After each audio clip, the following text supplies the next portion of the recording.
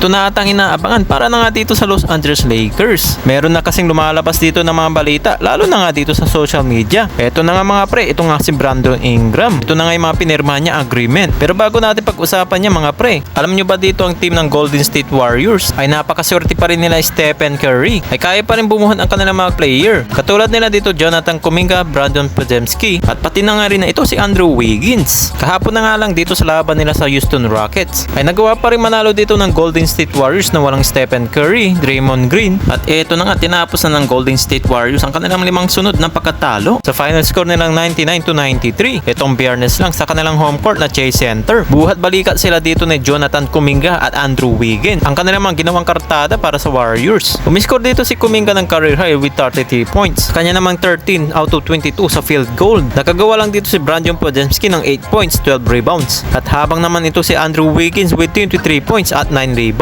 Isang nagtatampok sa dalawa ang pinakamahusay na naglalaro ng depensa sa NBA. Ang mga nakikita ng paghihirap dito sa kanilang mga shoot sa magkabilang panig na ginagawa nila na mas mahalaga ang bawat puntos na dinagdag nila dito na Kuminga at Wiggins. Naging hype na hype pa dito si Draymond Green. Kalaban ba naman nila dito ang number 2 team sa West, ang Houston Rockets. Sa first quarter pa lamang ay dalawa kaagad ang pinasok ni Jonathan Kuminga at 8 straight points naman dito kay Andrew Wiggins. Natapos naman dito ang first quarter sa final score ng 22-18. Sa pagpasok naman ng second quarter, sagutan naman ng Golden State Warriors at Houston Rockets sa pag-score. Talagang nagiging dikitan lang dito ang laban nila na kung saan nagiging palitan lang ang kalamangan. Sa pagtatapos naman ng second quarter, lamang na dito ang Golden State Warriors ng 6 na puntos. Sa third quarter, pumalo na sa double digits ang kalamangan ng home team. Naging back-to-back 3-pointer naman dito sa Jonathan Kuminga. Umabot pa sa 15 points ang kalamangan dito ng Warriors. Pero nagawa pa rin habulin niya ng visiting team. Baba sa 7 ang hinahabol ng Houston, 73-66. Sa fourth quarter, baba na ng isa ang hinahabol ng Houston. Pero buti na lang take over pa rin dito si Jonathan Kuminga. Pero kumakanada rin sila dito na Dillon Brooks. Pero abanti pa rin ng 8 points ang home team na nagawa pa rin ipanalo nila Jonathan Kuminga. Napakaswerte pa rin talaga ng Golden State Warriors dahil masisipag ang kanilang mga player. Habang naman ang Los Angeles Lakers ay parang walang nanggana, lalo na kapag tinambakan pa ito. Although ang sinasabi na nga dito ang kanilang mga problema ay ang kanilang depensa. Kaya nga ito si Brandon Ingram ay naging usap-usapin na nga. Itong nakaraang linggo, opisyal na nga siyang pumirma dito sa Clutch Sports Agency ni Rich Paul, ang kilalang ahensya ng mga hawak ng mga NBA players. Katulad nila dito ni LeBron James, Anthony Davis, Draymond Green, Trae Young, Zach LaVine at marami pang iba. Ang pagkakasali niya dito sa Clutch Sports ay nagbigay ito ng mas malawak sa kanya ng koneksyon sa NBA. Lalo na nalalapit na ang February trade deadline. Mahalaga ang role na ito para kay Ingram dahil nasa huling taon na siya ng kanyang kontrata dito sa New Orleans Pelicans. Sinabi dito ni Shams Charania ng ESPN na nais ni Ingram na mapunta sa isang team na makapasok nga dito sa playoffs at magwagi ng championship na isang bagay na malabo itong mangyari habang nasa Pelicans siya. At ayon dito kay Max Oden ng taga Lake Show, ang posibilidad na mapunta na nga dito ni Ingram dito nga sa Los Angeles Lakers at maaaring humingi na nga ito ng max contract habang ang New Orleans Pelicans naman handang bayaran ng kanyang above ng $36 million ng kanyang ditong salary.